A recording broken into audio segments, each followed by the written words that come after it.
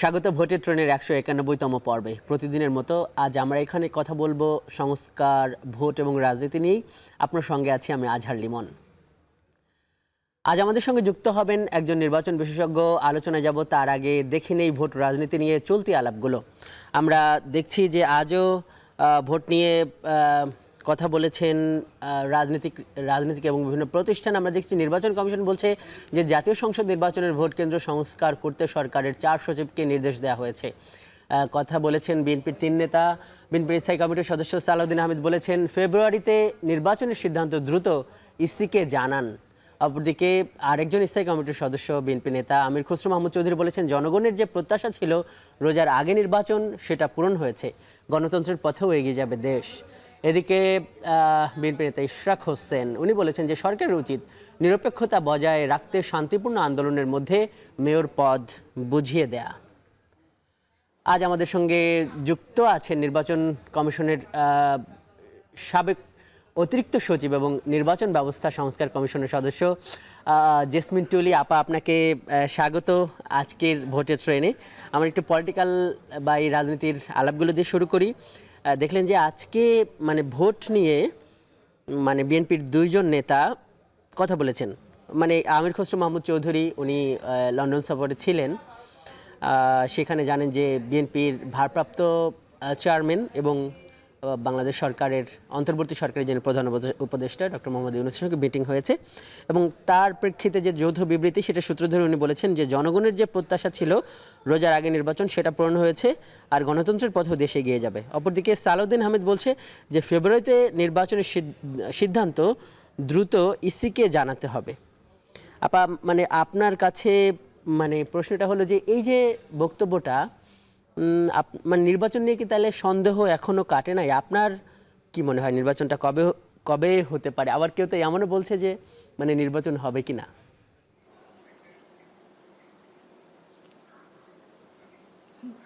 আপনাকে অনেক ধন্যবাদ। আসলে নির্বাচন তো হবেই, দেশের নির্বাচন ছাড়া তো আর একটা দেশ গণতান্ত্রিক রাষ্ট্র চলতে পারে না। সেদিন নির্বাচনটা হবে। হ্যাঁ, সুনির্দিষ্ট তারিখটা সংবিধানভাবে এটা নির্বাচন কমিশনকে দিবে। নির্বাচন কমিশন এটা ডিক্লেয়ার করবে যে তফসিলটা, ইলেকশনের তফসিলটা নির্বাচন কমিশন দিবে। হ্যাঁ, বলছে নির্বাচন কমিশনকে সরকার থেকে কোনো লিখিত কোনো কিছু দেয়নি, যেটা বিএনপির একজন নেতা এই কথাটা বলেছে। আসলে নির্বাচন কমিশনের সাথে সরকার এই নির্বাচন সংশ্লিষ্ট বিষয় আসলে ওতপ্রোতভাবে কাজ করে। সব কিছুই যে লিখিতভাবে যায় তাও না। আসলে যোগাযোগের তো অনেকগুলো মাধ্যম আছে, এটার মধ্যে যে কোনো একটা মাধ্যমে ইলেকশন কমিশনের সাথে তারা শুধু এটার ব্যাপারে সব বিষয়ে ইলেকশন কমিশন একটা বড় নির্বাচন করতে হলে সরকারের বিভিন্ন সংস্থা যেমন সহযোগিতা দরকার হয়, তেমন মাঠ পর্যায়ে সবার সাথে। সেই জন্য সরকার, ইলেকশন কমিশন, রাজনৈতিক দল সবার মিলিত প্রচেষ্টায় আসলে একটা ইলেকশন সুষ্ঠুভাবে হয়। সেই জন্য এটা কোনো না যে তার জন্যে চিঠি যায়নি বলে অনিশ্চয়তা দেখা দেয়, এটা না। আসলে নির্বাচনটা হবে এবং সরকার তো প্রথম থেকে বলে এসছে যে ডিসেম্বর টু জুন, তারপরে এপ্রিল, এখন বলছে ফেব্রুয়ারি। অবশ্যই নির্বাচন দেশে হবে। নির্বাচন কমিশন গতকাল বলেছে যে ফেব্রুয়ারি নাকি এপ্রিল এটা তার প্রধান উপদেষ্টার সঙ্গে বসে বৈঠক করে তারপর সিদ্ধান্ত জানাবে। নির্বাচন এই যে এখনো ফেব্রুয়ারি না এপ্রিল এই জায়গায় কি আছে? যৌথ বিবৃতিতেও তো এটা আসলো যে সরকার পক্ষ থেকে বলা হলো যে ফেব্রুয়ারিতেই রোজার আগে ইলেকশন সম্ভব যদি সংস্কার এবং বিচারের একটা উল্লেখযোগ্য অগ্রগতি হয়। নির্বাচন কমিশন কি বেশি একটা তাত্ত্বিক বা যেটাকে বলে যে লাল ফিতার দৌড়ত্ব এরকম কিছু অবস্থান মনে হচ্ছে? না, আসলে তা না। ইলেকশন তো যদি 26 ফেব্রুয়ারিতে ধরি, তা এখন তো কেবল জুন শেষ হচ্ছে, হাতে তো সময় আছে। এখনও তো অনেক কিছু কাজ ইলেকশন কমিশনকে এখনও কাজ করতে হবে। তাদের ভোটার তালিকা, তারা আশা করা যায় যে তাদের কাছে একদম ফাইনাল তালিকাটা আছে। সীমানা নির্ধারণের কাজটা তারা এখন করবে। তারপর আইন, যে সমস্ত সংস্কার কমিশন আইনের সংশোধনের জন্য সুপারিশ করেছিল এবং ঐকমত্য কমিশনের মাধ্যমে রাজনৈতিক দলগুলো ঐকমত্যে পৌঁছেছে, সেই সমস্ত সংস্কারগুলো, নির্বাচন রিলেটেড সংস্কারগুলো অবশ্যই গণপ্রতিনিধিত্ব আদেশের একটা অর্ডিন্যান্স সংশোধনী জারি করতে হবে অর্ডিন্যান্সের মাধ্যমে। তো এই কাজগুলো তো করতে হবে। এছাড়া প্রাক প্রস্তুতি নির্বাচন কমিশনের অনেক কাজ আছে। আর তফসিলটা সাধারণত ভোট গ্রহণের 2 মাস আগে পিছে করে হয়, মানে এই 55 দিন থেকে 66 দিনের মধ্যে নির্বাচনটা হয়, মানে সেটার জন্য অনেক সময় আছে আসলে। এখন এটা আমার কাছে মনে হচ্ছে না এটা খুব একটা গুরুত্বপূর্ণ যে এখনই এটাকে ফাইনাল করতে হবে। ইলেকশন কমিশন তার কাজগুলো গুছায় নিয়ে আসবে, সরকারও একটা নির্বাচনের পরিবেশ তৈরি করতে হবে, মানে পলিটিক্যাল পার্টিগুলোর সাথে একটা ক্ষেত্রটা জানে সমতল হয় সব রাজনৈতিক দলের জন্য, সব ক্যান্ডিডেট জন্য, সেই জায়গাগুলো আসলে কাজ করার জায়গা আছে। তাছাড়া এবার আরেকটা নতুন যে চ্যালেঞ্জ আছে, যেটা আমাদের প্রবাসী ভোটারদের ভোটাধিকার। না আপা, ওই তারিখের ব্যাপারটা, আপা তারিখের ব্যাপারটা কেন আসছে যে বড় রাজনৈতিক দল বা বিভিন্ন রাজনৈতিক দলের পক্ষ থেকে একটা রোড ম্যাপ, একটা নির্ধারিত তারিখে আলাপগুলো রাজনীতির মাঠে ছিল, এর জন্যই আর কি তারিখের একটা নির্ধারিত একটা তারিখ আসছে এবং বহু আগ থেকে নির্বাচনের তারিখ নির্ধারণ করার মানে রেকর্ড তো আছে, ইতিহাস আছে বিভিন্ন দেশে বিভিন্ন জায়গায়। আপা, আপনার কাছে যে প্রশ্নটা এখন করতে চাই সেটা হলো যে আপনি এটা মানে নিজেও নির্বাচন কমিশনের কর্মকর্তা ছিলেন এবং সুষ্ঠু নির্বাচনের বিষয়ে আপনি কথাবার্তাও বলেছেন। মানে এখন যে পরিস্থিতিটা আছে দেশে, এই অবস্থায় কি একটা সুষ্ঠু নির্বাচন সম্ভব? এই প্রশ্নের উত্তর আপনার কাছ থেকে নেব আপা, আপনি সঙ্গেই থাকুন। দর্শক দেখছেন ভোটের ট্রেন, যাচ্ছে একটি বিরতিতে।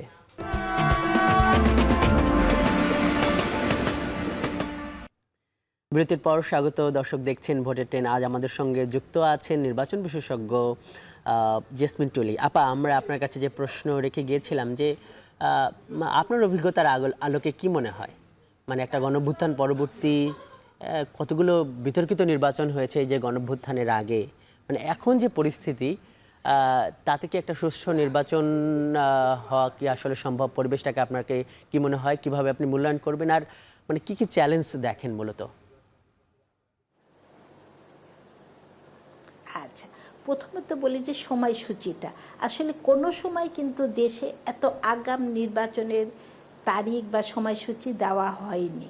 সাধারণত যখন সংবিধানে ছিল যে পরবর্তী 90 দিন, তারপরে পূর্ববর্তী 90 দিন, এই জিনিসগুলো ছাড়া তখন বোঝা যায় যে এই মাসে ইলেকশন হবে। পৃথিবীর অনেক দেশে আসলে ইলেকশন ক্যালেন্ডার থাকে, সেখানে একদম তারিখ নির্দিষ্ট করা থাকে, কিন্তু আমাদের দেশে ওই ক্যালেন্ডার না, অথবা ওই ধারাবাহিকতাটাও আমরা রক্ষা করতে পারিনি। প্রথমত সেজন্য নির্বাচনের তফসিল দেওয়ার আগ পর্যন্ত নির্বাচন কোন তারিখে হচ্ছে এটা জানার কোনো সুযোগ থাকে না, কিন্তু অনুমান করা নেওয়া যায় যে এই মাসে বা এই থেকে এই সময়ের মধ্যে হবে। দ্বিতীয়ত হলো সুষ্ঠু নির্বাচন। দেন সুষ্ঠু নির্বাচন হওয়ার জন্য নির্বাচনের একটা পরিবেশ, আবহাওয়া সৃষ্টি হবে। তখন ওই আবহাওয়াটা সৃষ্টি হলে যখন রাজনৈতিক দলগুলো মাঠে থাকবে, ক্যান্ডিডেটরা মাঠে থাকবে, তখন বলা সম্ভব যে নির্বাচনটা কেমন হবে।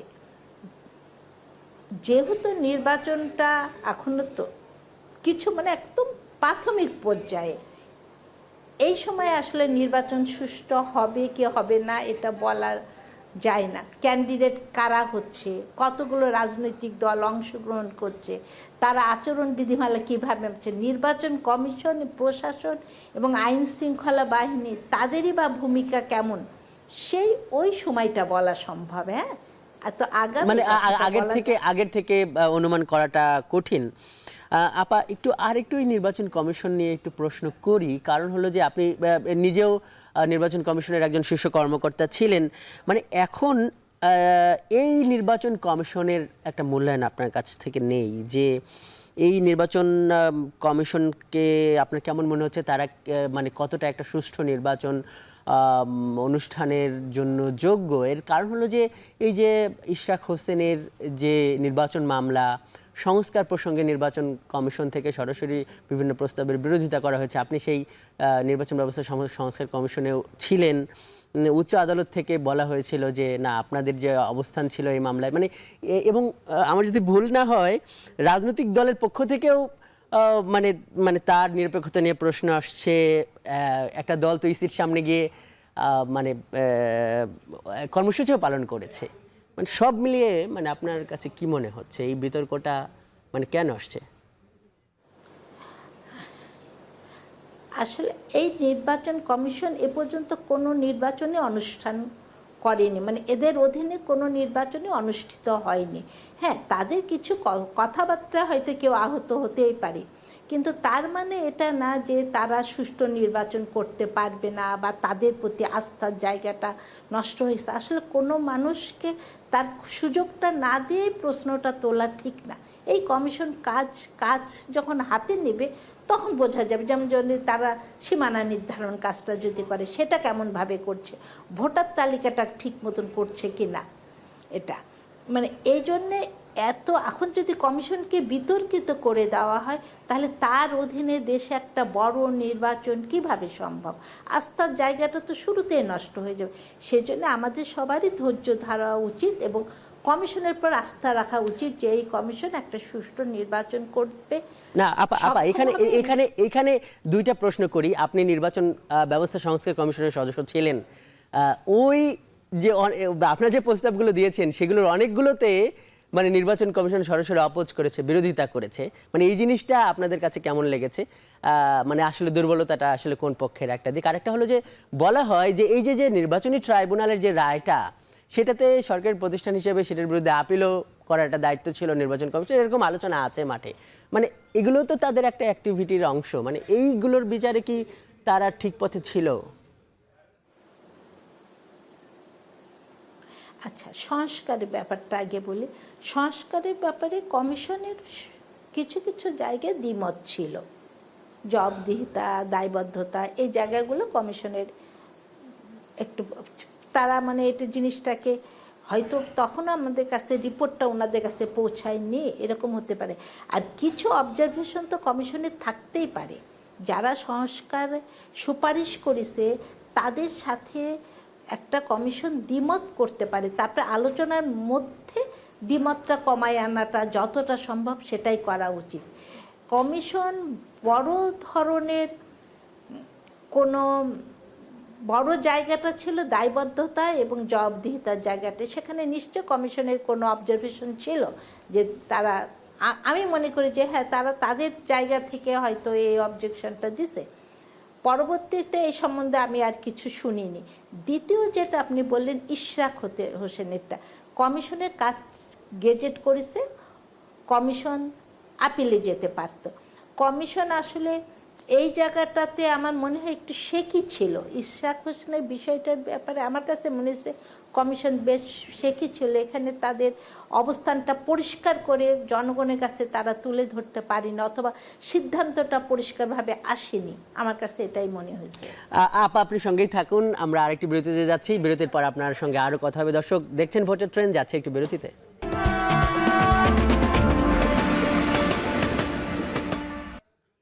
বিরতির পর স্বাগত আরও একবার। আমাদের সঙ্গে যুক্ত আছেন নির্বাচন বিশেষজ্ঞ জেসমিন টুলি আপা। আমরা একদম শেষ মুহূর্তে আছি। যে প্রশ্নটা করি যে আপনিও নির্বাচন ব্যবস্থা সংস্কার কমিশনের সদস্য ছিলেন, মানে একটা প্রস্তাবনা ছিল এবং এটা নিয়ে এখন বেশ আলাপ আলোচনা হচ্ছে যে নারীদের জন্য ঘূর্ণায়মান 100 আসন পদ্ধতি। মানে এই যে মানে যেই কোটার বিরুদ্ধে আন্দোলন করে একটা গণঅভ্যুত্থান গড়াইলো, মানে এই যে এবং একটা ফ্যাসিস্ট রেজিমের পতন হলো, সেইখানে এটা নিয়ে অনেকে প্রশ্ন তুলছে যে তাহলে এই কোটাটা কেন থাকবে। আর দুইটা ব্যাপার আপনার কাছে প্রশ্নটা করে ফেলি যে অনেকে এটা ভাবছে যে এর মাধ্যমে পুরুষ যারা রাজনীতিক তাদের অধিকার হরণ করা হবে, যে 100 আসনে এই নারীরা থাকবে এবং দায়িত্ব তৈরি হবে না এই ধরনের সংরক্ষিত আসন থেকে যারা আসবে। আপনি আপনার এই প্রশ্নগুলো জবাব দেবেন এবং আপনাদের ব্যাখ্যাটা একটু শুনতে চাই। আচ্ছা, প্রথমত বর্তমানে যেভাবে আছে সংবিধানে যে 50টা আসন নারীদের জন্য সংরক্ষিত, এইখানে যে সমস্ত দল যতগুলো আসন পায় সেই আসনের ভিত্তিতে ওই 50টা আসনকে ডিস্ট্রিবিউট করে দেওয়া হয়। এটা আসলে পিয়ার সিস্টেমে জিনিসটা ওখানে আছে। তাতে দেখা যায় যে যে সমস্ত যোগ্য নারীরা সংসদে আসে না, রাজনৈতিক দল তাদের বা নেতাদের পছন্দ মতন বা তাদের ফ্যামিলি মেম্বার তাদের এই ধরনের মেয়েদের জাস্ট এখানে নমিনেশন দিয়ে সংসদ সদস্য বানানো হয়। কিন্তু যদি মাঠে ডাইরেক্ট সরাসরি নির্বাচন করে মেয়েরা আসতো, কারণ আপনাকে এটা আমাদের চিন্তা করতে হবে যে আমাদের দেশে 50% নারী জনসংখ্যাতে, 50% পুরুষ, প্রায় কাছাকাছি, এবং ভোটারও প্রায় কাছাকাছি। তা এই নারীদের প্রথমে আপনারা বলতে পারেন যে পুরুষদের সাথে সরাসরি তারা প্রতিদ্বন্দ্বিতা করে আসুক, কিন্তু একটা জিনিস সবাইকে চিন্তা করতে হবে, শুরুটা মেয়েরা তো আসলে আমাদের রাজনীতির যে পরিবেশটা সেটা কিন্তু নারী বান্ধবও না। ঠিক নারীদের যে না, মানে প্রশ্নটা হলো যে ওই সংরক্ষিত যে নারী আসন ছিল সংসদে 50টা, ওইটা নিয়েও তো অনেক সমালোচনা আছে যে আসলে ওইখানে আত্মীয় স্বজন পরিজন, এইটা কিভাবে আলাদা একটা মানে নারী নেতৃত্ব তৈরি করবে, সেটার আসলে ব্যাখ্যা কি? না, সেটা তো করে না, ওইভাবে তো করে না, যেহেতু নারী নেতৃত্ব ওইভাবে গড়ে উঠছে না বলে আমাদের সংস্কার কমিশনের প্রস্তাব ছিল যে আমরা প্রথম মানে 300 আসনের জায়গায় 400 আসন করে ওই 100 আসন বাই রোটেশনে একবারে সরাসরি নারীরাই নারীদের মধ্যে প্রতিদ্বন্দ্বিতা করবে, কিন্তু ভোটার সবাই হবে। কারণ পুরুষদের এখানে কোনো কিছু কাটা হচ্ছে না, পুরুষরা তো তাদের 300 আসন ছিল সেটা তো থাকছে, ওটা আরও 100, ওই 50টা ছিল আরও 50টা আসন বাড়াতে পলিসি বাড়ায় সরাসরি নির্বাচনের জন্যে। তাতে কি হবে, দেশে নারী নেতৃত্বটা গড়ে উঠবে। নারীরা যখন মাঠে যে ডোর টু ডোর যে ভোটার যেত, মানে অনেক বেশি নারী নেতৃত্ব ধীরে ধীরে গড়ে উঠতে এবং গড়ে উঠবে বলে আপনি আশা করেন। জেসমিন টুলি আপা, আপনাকে অনেক ধন্যবাদ আজকের ভোটের ট্রেনে যুক্ত হবার জন্য। দর্শক, এই ছিল আজকের ভোটের ট্রেনে, এতক্ষণ সঙ্গে থাকার জন্য ধন্যবাদ।